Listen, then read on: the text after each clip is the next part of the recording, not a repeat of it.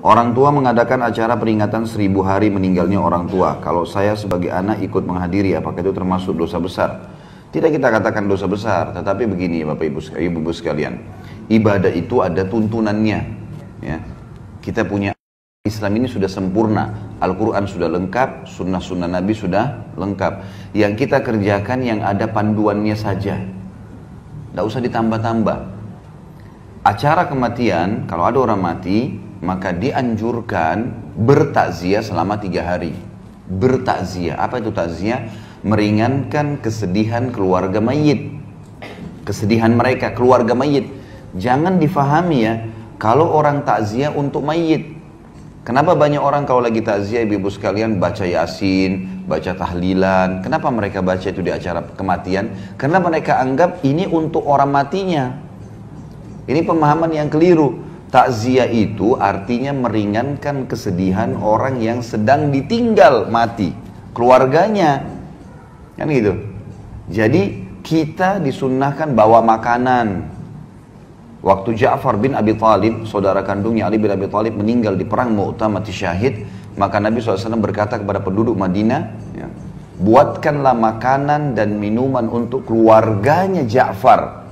Bukan Ja'far, Ja'far sudah mati. Yang mati ini setiap saat kita doain, bukan di hari itu. Ini 3 hari ini kita datang ke rumah orang yang sedang bersedih untuk keluarganya yang sedang sedih. Buatkanlah makanan dan minuman untuk keluarga Ja'far karena mereka sedang tertimpa apa yang tidak menimpa kalian. Kita disuruh bawa makanan, bawa minuman, kemudian datang selama 3 hari dan menyabarkan, mendoakan. Di antara doa Nabi SAW, A'zamallahu ajrakum, semoga Allah melipat gandakan pahala kalian. Kalau nggak bisa bahasa Arab, bisa bahasa Indonesia, dibacain buat mereka. Sabarin, doain gitu kan. Inna lillahi ma'akhad, walillahi ma'a'ta, wa kullu syai'in indahu bimiqdar. Sesungguhnya milik Allah yang dia kasih, milik Allah yang dia ambil, dan semua berjalan sesuai dengan takdirnya. Sabarin, sabar ya gitu. Kakak saya beberapa tahun lalu anaknya meninggal dunia. Anaknya satu-satunya anak laki-laki. Anak ini sehat, habis asar, nggak ada apa-apa. Masih makan pisang goreng, masih minum teh hangat gitu. Kakak saya ini ibunya masih minta tolong antar ke tempat kursus adik perempuannya di kota Makassar kebetulan. Pada saat itu tiba-tiba jam habis maghrib dia pulang habis antar ibunya, temannya telepon dari Bali minta dijemput di bandara Makassar. Dia keluar pintu tol ditabrak mobil truk, mati. Meninggal, nggak sakit, nggak apa ini. Nggak ada sama sekali apa-apa, tadi masih antar ibunya. Jam 12 malam baru ketahuan. Itu pun yang tahu kebetulan adik saya laki-laki, jadi pamannya anak ini ya. Itu dari celananya. Kok celananya kayak dia, ada dicari di rumah sakit, cari di mana-mana ditemukan. Itu darah semua. Yang jelas, pagi-pagi habis subuh saya ditelepon, ini kakak saya yang laki-laki sudah nangis-nangis. Kali cepat segera datang ke Makassar. Kenapa? Ini ponakan kita meninggal. Saya beli pesawat pertama, tiket pesawat pertama Garuda, kemudian saya berangkat pagi ke sana. Tiba di sana, semua keluarga bilang, ini kakak kamu sudah nggak ada yang bisa hadapin. Dari malam pingsan terus nih, bangun pingsan, nggak mau makan, nggak mau minum. Ini masalah, nanti sakit juga dia. Gimana caranya? Saya datang dekatnya lalu saya dudukin. Kak duduk sebentar, dia duduk. Setelah saya salaman lalu saya bilang, Hamdi, namanya anak ini Hamdi. Hamdi ini tidak hilang. Tidak hilang, saya bilang. Hamdi ini kita sebagai orang beriman tahu, pindah alam ke alam akhirat. Akhirat itu abadi. Dia sedang mendahului kita ke sana. Untuk apa kakak sedih? Jelas-jelas dia cuma pindah. Dia bangun dari tempat itu dan dia bilang, memang benar Hamdi nggak hilang. Saya bilang nggak hilang.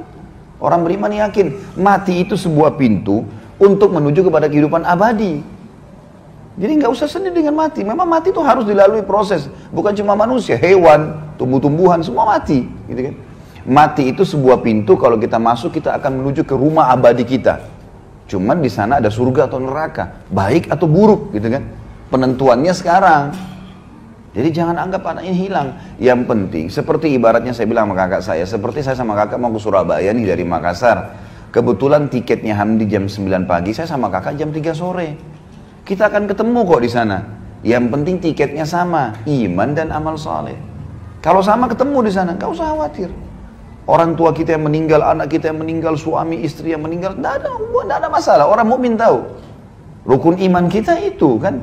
Rukun iman itu ada 6 diantaranya iman kepada hari kiamat, kematiannya, alam barzahnya, hisabnya, surga nerakanya, panjang lebar itu. Kalau ibu-ibu ikutin ceramah saya di YouTube, Kitab Minhajul Muslim, tulis saja tanda-tanda hari kiamat. Atau tentang surga dan neraka. Ada panjang lebar saya ceritain masalah itu.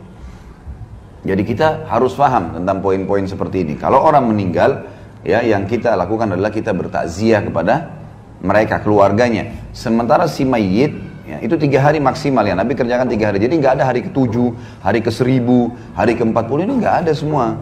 Ini mengikuti acaranya orang-orang Nasrani. Kalau ada ibu-ibu di sini mungkin pernah mu'alaf dari Nasrani pasti tahu, gitu kan? Pasti tahu. Jadi saya tahu betul karena kebetulan istri saya mu'alaf, non Muslim, tadinya Nasrani masuk Islam. Kemudian di acara keluarganya di daerah Manado itu luar biasa kalau kematian. Hari ke-3, hari ke-7, hari ke-40, hari ke-1000 mereka main gaple di situ, mereka makan, mereka semua pesta-pestaan. Orang Islam nggak ada hubungannya dengan itu. Nggak ada hubungannya sama sekali, kita nggak ada hubungannya, kita punya syariat sendiri. Takziah 3 hari maksimal. Dan sabarin, bawain makanan, pulang. Jangan duduk di situ. Gak usah lama-lama. Nabi SAW dalam 1 hari bisa datang sampai 3-4 kali ke rumah orang yang sedang bersedih. Baik. Untuk si mayit, apa yang kita lakukan? Perbanyak amal buat dia. Beristighfar untuknya. Dan itu setiap saat. Selama kita hidup, kita selalu beristighfar untuk dia. Ya Allah, ampuni dia, rahmati dia. Jadikan kuburannya taman dari taman surga. Terus bersedekah buat dia. Ada masjid lagi dibangun, kita sumbang atas nama si mayit, itu boleh, nggak masalah.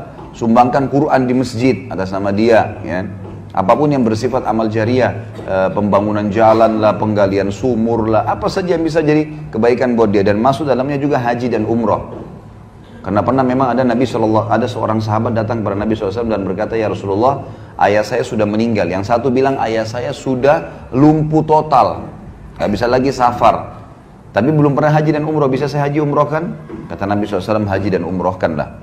Jadi boleh dihajikan dan diumrohkan, gitu kan? Di yayasan saya misalnya, saya buat program setiap tahun tuh banyak sekali jemaah yang ikut. Untuk haji itu $1.500, 1.500 US.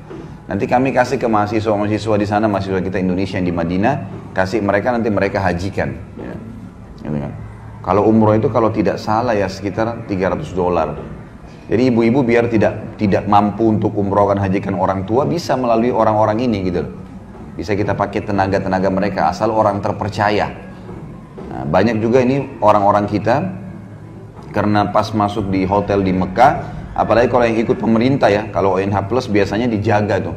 Kalau yang ikut pemerintah ini karena buildingnya terbuka, banyak orang Bangladesh, banyak orang India masuk, nawar-nawarin badal haji. 1 kali haji 50 real. Ini nggak benar, ini nggak ada 50 real. Bagaimana caranya haji 50 real? Hah?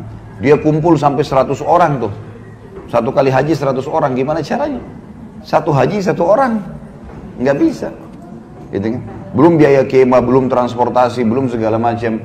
Nah ini termasuk bisa untuk orang meninggal. Jadi didoakan setiap saat, selalu sedekah jariahkan buat dia, sedekah buat dia perbanyak. Kemudian juga kita haji dan umrohkan buat dia. Ini yang boleh. Jadi kita harus bedain ya, syariat kita jelas kok. Gak ada sesuatu yang keliru.